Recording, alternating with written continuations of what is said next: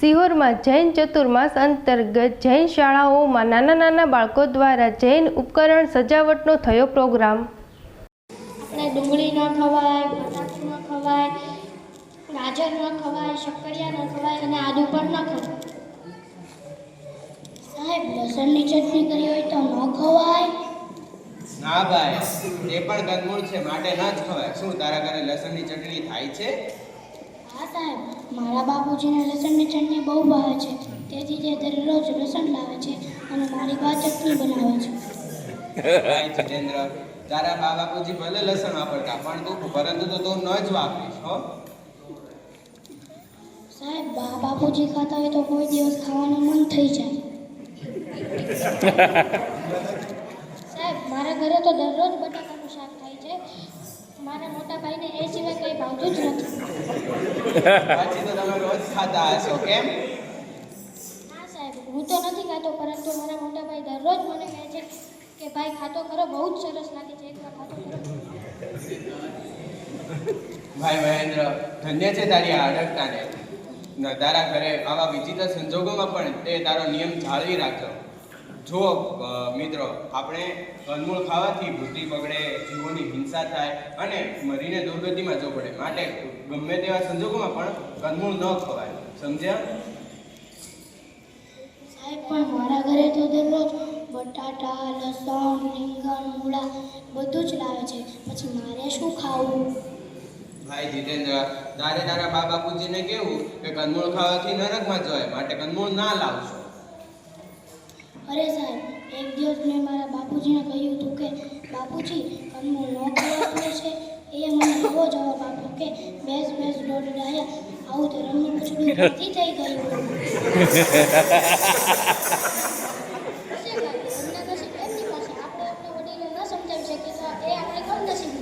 તો પણ આપણે મક્કમ રહેશું તો એક દિવસ એમના પર જરૂર અસર પડશે, માટે બીજું કાંઈ ના મળે પણ કંદમૂળ ન ખાશું। અરે સાહેબ, તે દિવસ મને રાત્રે ખાવાની બાધા આપેલી, મેં ઘરે જઈને મારી બાને વહેલા ખાવા આપવાનું કહ્યું। એ મારા ઉપર એવી ચીડાઈ કે અહીં તારા માટે નવરા નથી કે વહેલા ખાવાનું બનાવ્યા, બધા મને જમે છે અને તો વળી તું ક્યાંથી શીખી લાવ્યો? પછી તો તે નિયમ કેવી રીતે પાડ્યો? અવાજ કરે, અવાજ। એટલે પછી છેલ્લે હું રિસાઈને ખાધા વિના બહાર જતો રહ્યો। રાત્રે પણ મારા બા બાપુજીના કહેવા છતાં મેં ખાધું જ નહીં। જો આપણે પાઠશાળા જઈએ છીએ, ત્યાં માત્ર પુસ્તક શીખવા માટે જ નહીં, પણ ત્યાંનું આપણા જીવનમાં જ્ઞાન ઉતારવા માટે જઈએ છીએ અને તથા ધર્મના સંસ્કાર લેવા જઈએ છીએ। તેથી આપણે આપણા જીવનમાં નાનપણથી જ તે ધર્મના સંસ્કારો પાળવવા જોઈએ, નહીંતર તમારા બા બાપુજી જેવી હાલત થશે, સમજ્યા? અરે સાહેબ, ભૂત પૂજા કરવા જવું મને જવા દેતી નથી અને કહે છે કે અહીં તાર પૂજાના કપડાં કોણ કાઢી દે, અહીં તાર પપ્પાને મોઢું છે। અરે, તમે તો રોજ પાઠશાળા નથી આવતા? સાહેબ, હું તો પાઠશાળાએ આવું તો મારી મમ્મી કહે છે કે પાઠશાળાએ કાલે જતે પહેલા સિંગ તેલનો ડબ્બો લઈ આવો, શાકભાજી લઈ આવો, પછી તેલના ભાવ વધી જશે। અરે, તમારી વાતો સાંભળીને મને ઘણો જ અફસોસ થાય છે કે તમારા માતા પિતાને ભય દુર્ગતિમાં જવાનો કોઈ પણ ભય જ નથી। કદાચ ધર્મ કરવાનો ફુરસદ ન હોય, પણ તમારા જેવા બાળકો જો ધર્મ કરતા હોય તેમનો પણ વિરોધ કરે છે,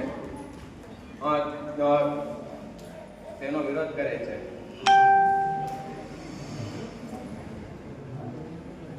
બોલ ऐसे है ना पापा से क्या જુઓ મિત્રો, તમે હા બોલ બેટા।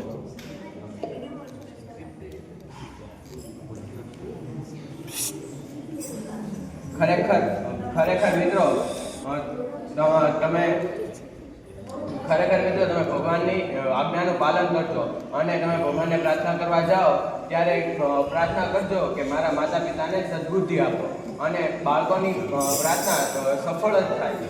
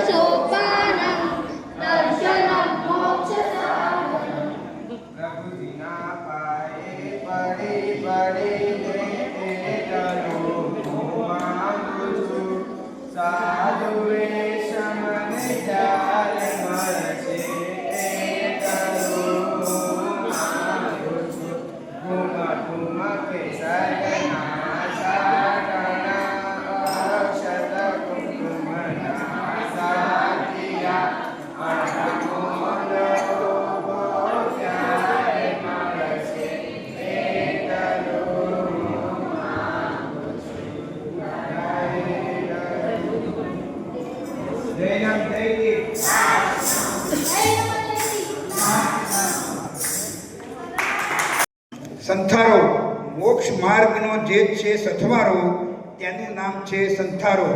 કહેવાય છે કે માણસ સૂઈ જાય ત્યારે પણ તેનું નસીબ જાગતું હોય છે.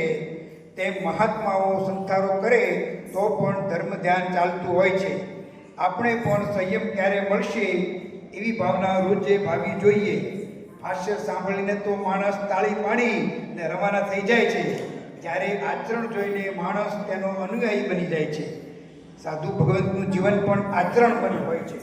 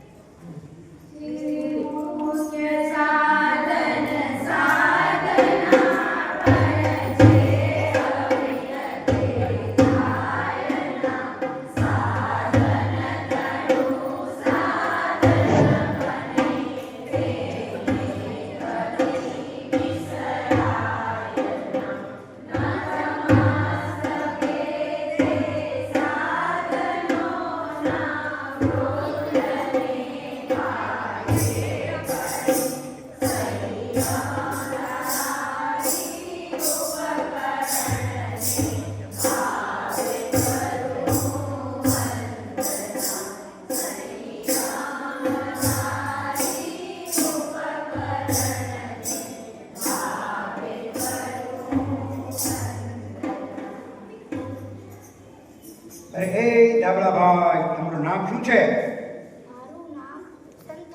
મારું નામ સંથારો છે. તમારું કામ શું છે? મારું કામ પહેલા ગાડલા પથારીમાં સૂતા હતા, એ હવે મારા પર સૂવે. એનાથી ઘઉંના ફેરા ટળી જશે. વિધિપૂર્વક જે મારા પર સૂવે એનો મુક્તિપુરીમાં વાસ થશે. સરસ સરસ, બહુ સરસ.